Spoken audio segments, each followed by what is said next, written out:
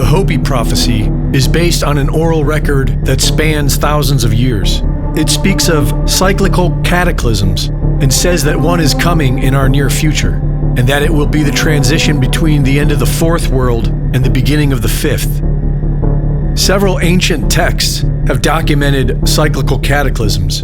The Bible begins with the replenishing of the earth, which many biblical scholars interpret as a restoration after a previous destruction, and it ends with destruction. During the 16th century, Nostradamus wrote of the earth trembling so violently that great structures would be destroyed. Edgar Cayce, America's sleeping prophet, documented over 14,000 psychic readings that have been stunningly accurate. He had visions that simultaneous eruptions of Mount Pelée in Martinique and Mount Etna in Sicily would occur approximately 90 days before the West Coast is flooded. Gordon Michael Scallion was an electronics consultant with no background in mysticism when, in 1979, he suddenly lost his voice and began experiencing visions of future Earth changes. He published maps that show America's coastlines underwater, the country cut in half from the Great Lakes to the Gulf of Mexico, and Denver, Colorado as a future seaport. After years working as an electrical engineer for the U.S. aerospace industry, Aaron Abramson began focusing on psychic research. He predicted dramatic Earth changes and created a future map of the United States that showed the same coastal inundation. The alleged classified map of the U.S. Navy, which has been circulating for decades, shows U.S. coastal inundation patterns nearly identical to these visionary maps. Stan Deyo received a congressional appointment to the U.S. Air Force Academy at Colorado Springs. His advanced propulsion research took him to Australia in 1971 to work under the direction of America's Dr. Edward Teller and the Soviet Union's Dr. Andrei Sakharov.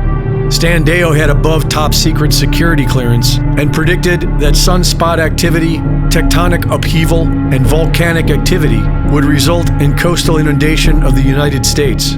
One specific element of Deyo's predictions, a mega tsunami triggered by volcanic collapse in the Canary Islands, has been independently modeled and published by geologists at University College London.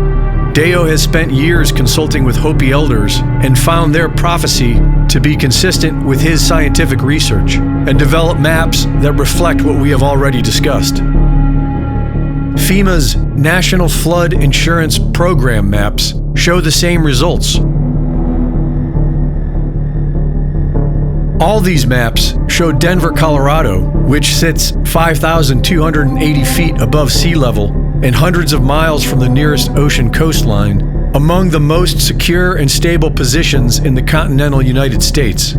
Perhaps this explains the mysteries of the Denver International Airport.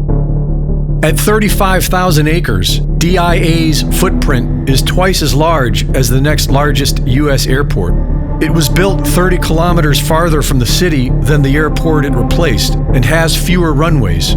DIA was $2 billion over budget. There are as many as 6 underground levels below the ground floor, and possibly more that are not publicly known. Construction workers handling different sections of the project reported complex underground tunnels and buried buildings. Construction companies were changed repeatedly throughout the build, and teams were fired once they completed their section, ensuring that no single group had a complete picture of the overall blueprint. The murals by Leo Tanguma, who confirmed he was given guidelines for the imagery, show a sequence of events: environmental destruction, burning cities, children dead and dying, and a new unified world emerging. The Masonic capstone reads, New World Airport Commission, an organization with no verifiable ongoing existence and no public record outside this stone and the airport's opening ceremonies. Perhaps it is merely coincidence, but an expected cataclysmic event like this would explain every bizarre action of the U.S. government for the past decade. Greg Reese reporting.